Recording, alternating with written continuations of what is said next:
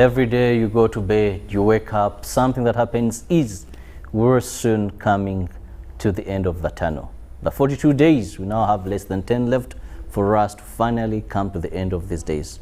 We are grateful that the grace of the Lord and also you doing your best to guard yourself against COVID-19 has brought us safe thus far.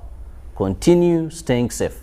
Have that mask on, desist from crowds, regular wash of your hands or sanitizing, and please remember, in case of these symptoms, a fever, headache, shortness in breath, please, joint pains, run or seek medical attention, because once detected early, results have proved that you're going to have the capacity to treat if detected early and have not gone into severe illness that requires oxygen. Not even there, we've had many recover. Once again, I'm Robert Kirabo Nyonyintono. Welcome to GMU Agenda on UBC TV. Well, today we are going to be discussing a very pertinent issue. Very interesting, but also something that really goes down to the heart, and that is school dropouts. Every child born, education is a right. But unfortunately, many enter the education system, but never complete it. Some drop out at primary level, others O level, others when it comes to entering HSC or higher level education, and then many also after senior 6, their future because of money, because of pregnancy, and other issues that arise from that.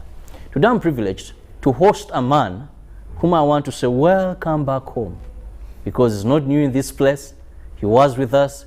He was hosting a talk show, if I remember very well. It was called Real Life, something like that, and really spoke to the youth, empowering them. And this time around, he's a person who has developed a lot of passion in fighting school dropout. He is a teacher by profession, but also the director of Zero Dropout Initiative, Uganda. That is Paul Wambi. You're most welcome. Thank you, Robert. Indeed, I am very happy and excited to be back home. I love UBC. UBC developed me into the great person I am. But having worked with UBC to inspire the youth, I realized also there are other challenges that needed my hands, and therefore I went into how to help our education system to improve so that we can all benefit as a country. Maybe even before going into the topic of the day, as a teacher, how are you managing this trying moment? I would say that really teachers are struggling, but if we are looking at teachers in this COVID time, we'll have maybe 3 types of teachers. There are teachers that are a bit privileged, like the background I come from, teachers who teach in international schools, who've been able to continue assessing students online, schools where parents can afford to have their students and their children continue online. Those teachers are a bit privileged because they can still live by. We also have teachers in government schools. For them, despite the closure of schools, their salary is still coming to their banks and they are having a livelihood. But the majority of the teachers that are having a challenge are teachers that are in private schools, especially the private schools that are starting, private schools that are not very big. Those are really struggling because where you have a situation where the school is even paying rent, then paying teachers is a bit difficult. But thank God, I have seen the Minister of State for Primary Education informing the teachers that they will send them something. We hope that it comes on time so that it is able to help them out. So we have those challenges. But of course also teachers, when you become a teacher, yes, money gives you a livelihood, but there are so many things that touch you. When you see your children not doing well, when you see what is happening in the news, children are getting pregnant, those things also psychologically stress you. So away from the financial aspect, yes, psychologically also teachers are now having an issue there, yes, because of high rates of school dropout. Paul, when we look at this has been a challenge of Uganda. Yes, we must uphold the Ministry of Education, most of the First Lady, for having improved on retention of the girl child in school. But looking at school dropout, by and large, still remains a problem. When we saw the recent released PLE, that is primary living exams, you find that about 1 million did not sit for these exams. And these are considered now they have dropped out maybe at that level. But COVID-19 has also equally worsened this. You as a person with an organization that really follows, monitors, records these records, to what impact has COVID-19 worsened the already existing problem? I think we are facing the greatest education crisis of our generation. And this crisis will need everyone's input to overcome it. First of all, you need to put in perspective that before even COVID arrived, we had the great challenge of school dropout. If you look at the release of UNEB results, starting from 2016, you realize that almost every year, 1 million children have not completed school. These children cannot be traced. Now, with COVID here, new trends have come in. We used to fight the problem of dropouts, but especially the risk factors did not involve so many children and so many learners that were pregnant. It did not involve so many young mothers. Now that situation is there. But also, through research, it shows that children who are at risk of dropping out, once they are out of school for more than 2 weeks, first of all, because we categorize them as at-risk children, even when they're in school, they are almost dropping out.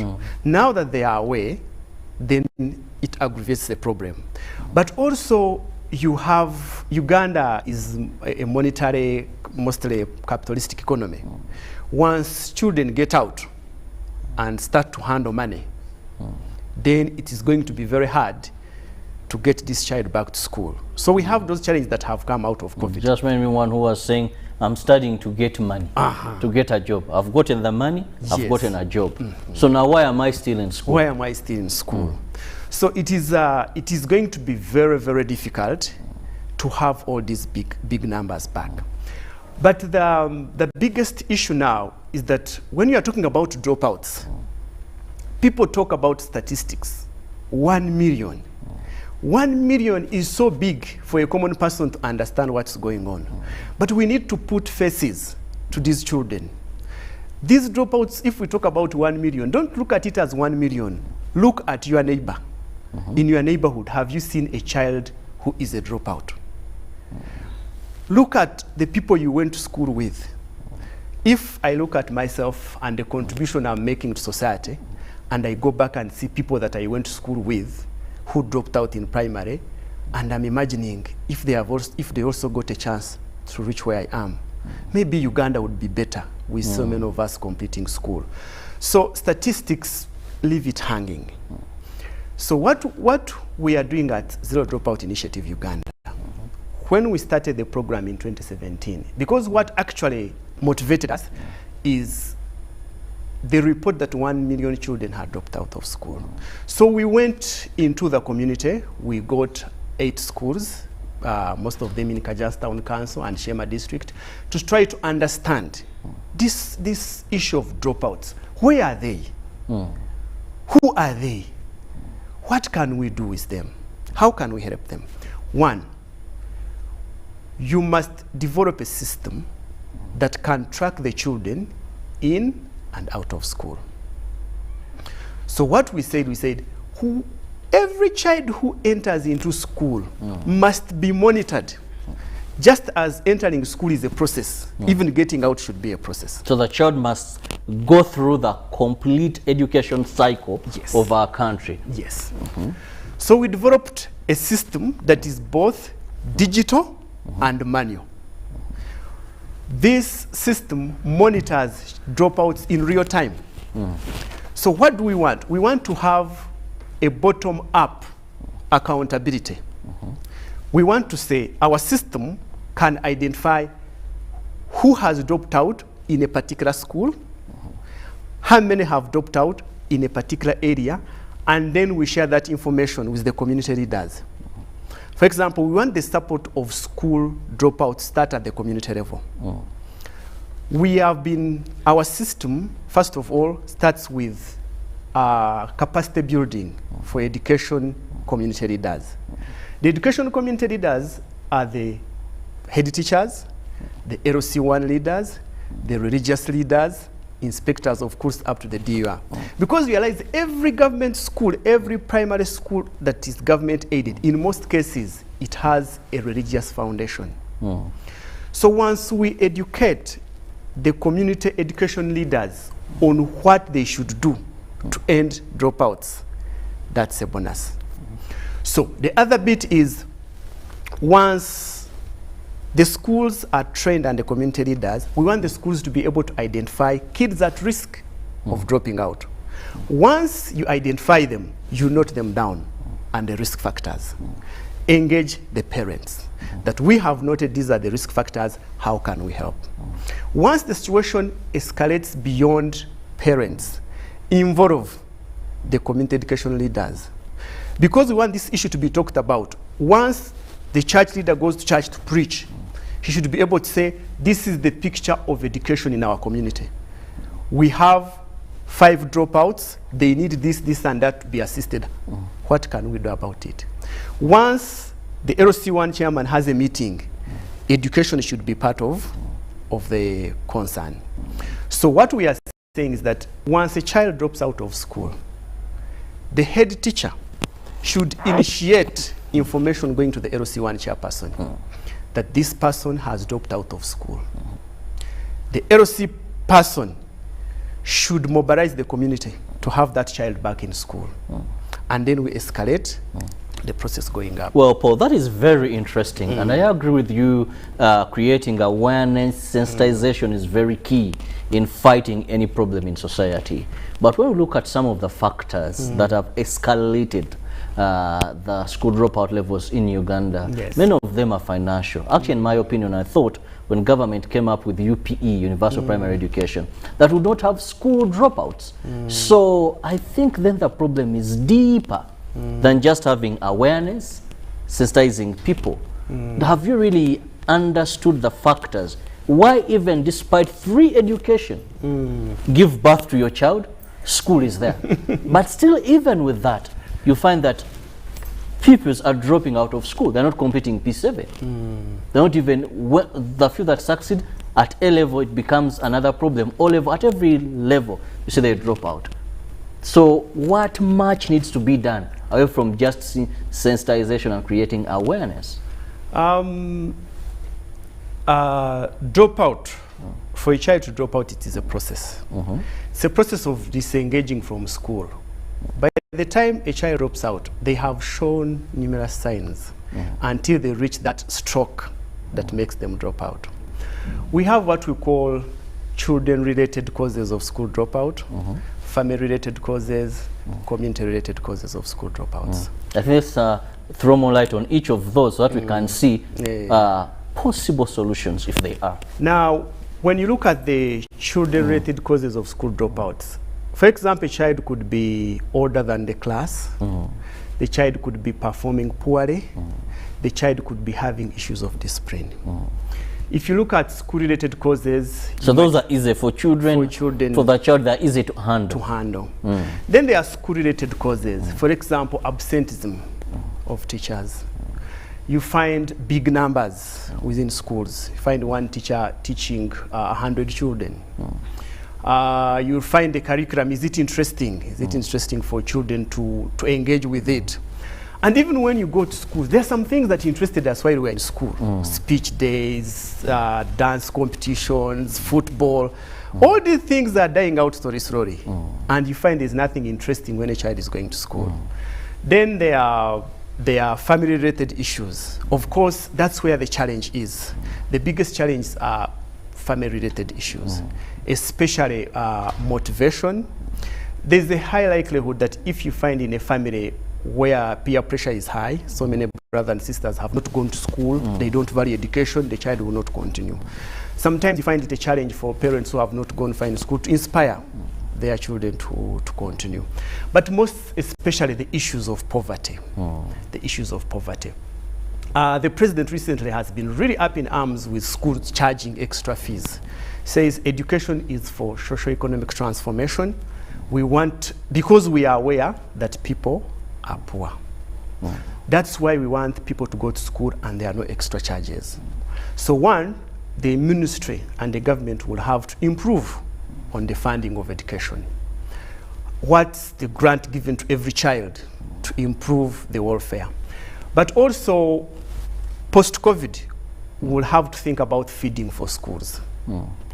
I have seen some of our government departments, like the prisons, have got a large volume of farming and maize and all that. They should think about supplying schools to have these kids have lunch and meals that attract them to school. But also, what we find a challenge and we are trying to address as Zero Dropout Initiative Uganda is that we want to put faces to these children who drop out. For example, we want to quantify it and say, if you go to Shema municipality, in this school called Shera, for this year, 10 kids dropped out. In another school, 15 kids dropped out.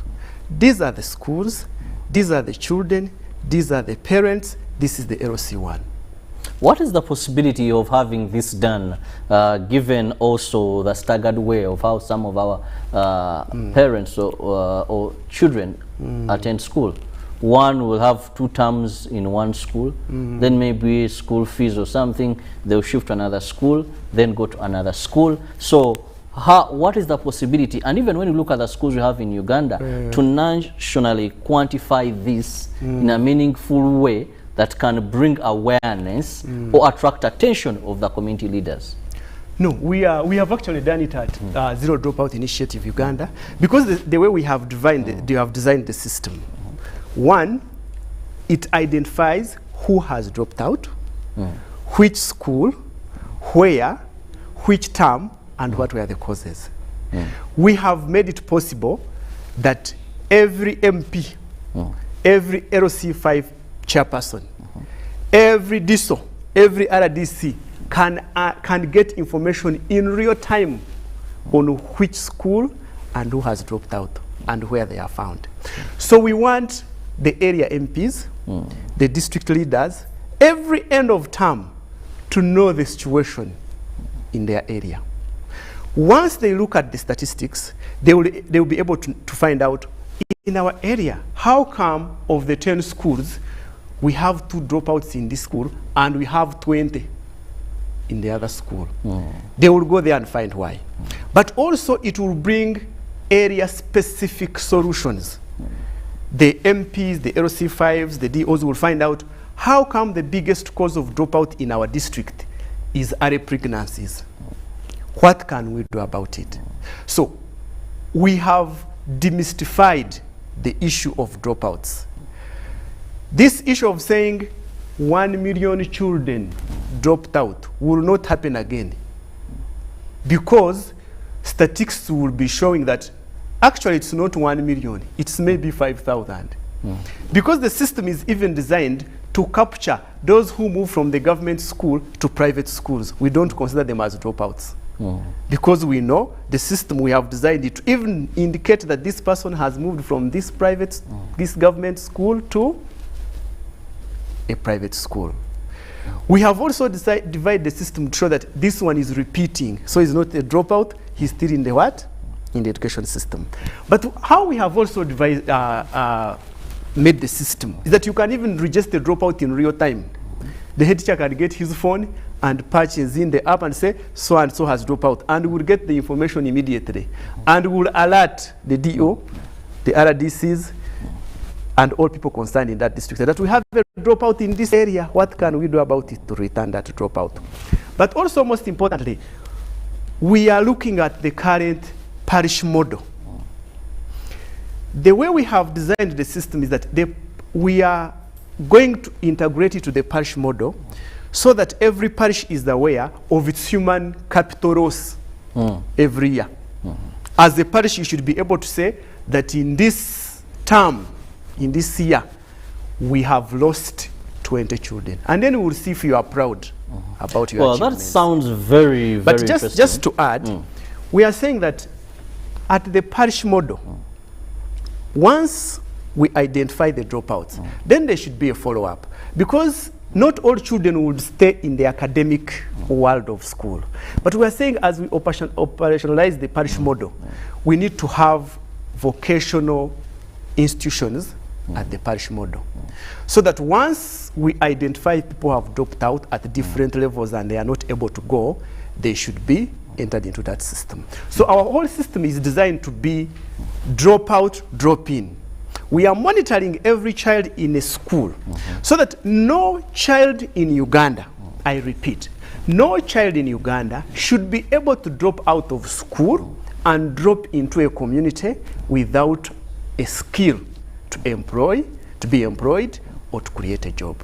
So from here, what we are saying that once we are fully supported, because we have developed the system and we have realized it works. So, and I want to particularly thank the First Lady and the Minister of Education and Sports. Once we developed this system and we sent information to her, and we said, look here, we have developed a system that can track a child so that we can know who has dropped out, where and when. We shall not have again. I'm looking at next year when they release the results for P7. Once we are supported again, the blanket statement of 1 million children have dropped out of school will not happen again, because we shall be aware of where, who, and when. But also, when we explained to her the system and she understood it, she said, this system should be really employed. Let's understand. When did you develop this system? Is it an app? What is it that you're talking about? Now, in 2017, just to briefly go through the system, when you released results and they said 1 million children, I don't know what's wrong with 1 million. Every year there is 1 million, 1 million plus. So we said, how can 1 million of children drop out of school year in, year out, and everyone goes to sleep, and everyone goes for lunch, and it's normal. And as teachers, we came together and say, how can we start this? Said, but we do not have money. Then I told them, once you start to build every solution based on money, it will fail. Start a solution that is not based on money. That's how it will succeed. So we went to leaders of Kajanstown Council, including, there was a direct inspector of school called, forgetting his name, but schools of Weya, Chitende, around those areas. There were 8 schools, Kabura Muro. We approached the head teachers and said, look here, we want to develop a system that involves head teachers, LC1 leaders, religious leaders, to track school dropouts. What are your ideas? The religious leaders from different sects, Muslims, Protestants, Catholics, said, let's do this. We said, okay, LC1 leaders, what is needed to track children who are dropping out and we support them? What do you think? They gave us the ideas. Then we tried out the model. Now we also mobilized, we called upon teachers who would like to volunteer in this system because we don't have money to pay you. They said, okay, we shall volunteer. So we had volunteers into the system. So we developed a system in that way. We developed manuals for implementation. After developing the system, we put it now, we have gone digital. We put it simply on the phone. You can go to your phone on the app and register a dropout wherever you are. You can even go to our website and develop it. Or you can record it. We even developed simple books for head teachers on how they can record children at risk, profile them, identify issues that are needed, and how to support them. Then we developed the process of dropping out. Because someone has been dropping out, you can imagine when you are coming to school, there is a process. Who is your father? Where do you come from? What's your age? But once you drop out, there is no process. Someone just chooses not to return. So the term opens and you don't have. So we have put a process of dropping out. What is the process of dropping out? The process, we want to give accountability. One, accountability will start with head teachers. Because if you look at the president, he has been insisting he calls them elites now. Why are head teachers supervising dropouts? So we are starting with the school. Once a child drops out, we have developed a form called a dropout notice form. This form is drawn by the head teacher going to the LC1 chairperson, notifying him or her that the child of this age and this class has dropped out. Now, once the LC1 chairperson assuming it is a school within that community. Yes. Because if someone is studying from Jinja and they are Kampala born, then that would be a uphill task for a teacher to do. No, every school in that locality has got an LC1 where it belongs. So once the child drops out and the issue is, the LC1 chairperson knows the people in his area. It's upon him and his committee and the community stakeholders to go and find out from the family, why does this child drop out? This will also solve the issue of early pregnancies. If the LC1 comes to find out why because LC1s don't know.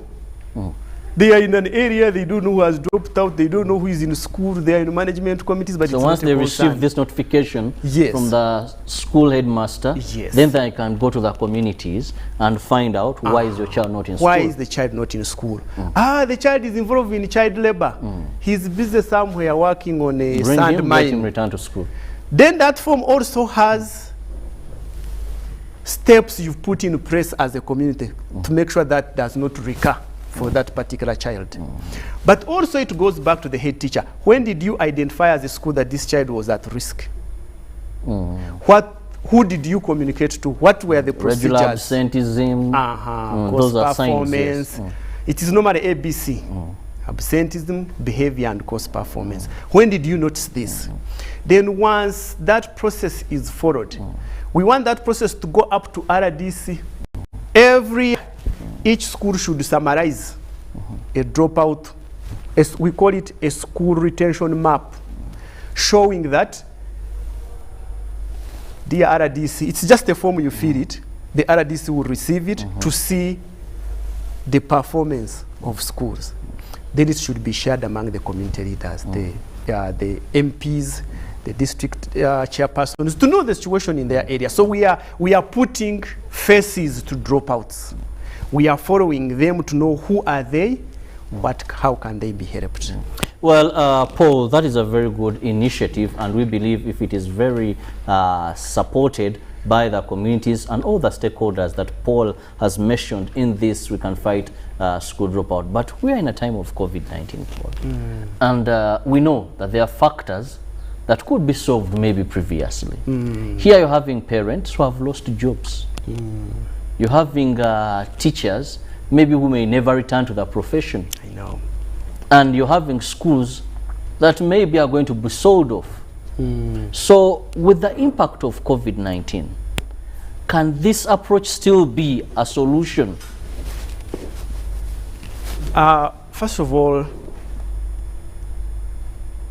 it can be a solution. Like I said at the beginning, we really thank the First Lady for supporting us to develop this concept. But we have continuously engaged the ministry, and we are still engaging them to support this process.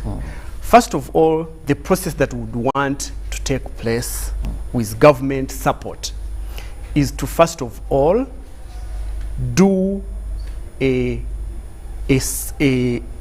accountability process for the concluded P7. Now that the tools are there, let's first find out these kids, how many students dropped out in P7 this year before the results were released. Where are they? What can be done? Can we put them back into school?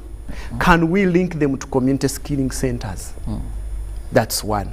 So what we should, because once we do not do that, even next year we are going to be in the same situation of 1 million dropped out. So let's first, we have the tools now. Let's go to every school and find out who are these 1 million children. where are they? Because the process now is there. So we want to do that accountability. Can we find where they are? Can we help them to return to school? Or can we link them to community skilling centers? That's one. Then two, what we are saying is going to be an entry point into supporting schools, communities, and parents post-COVID. Now, we have realized that it is possible to find out who are the vulnerable and even send some money to them.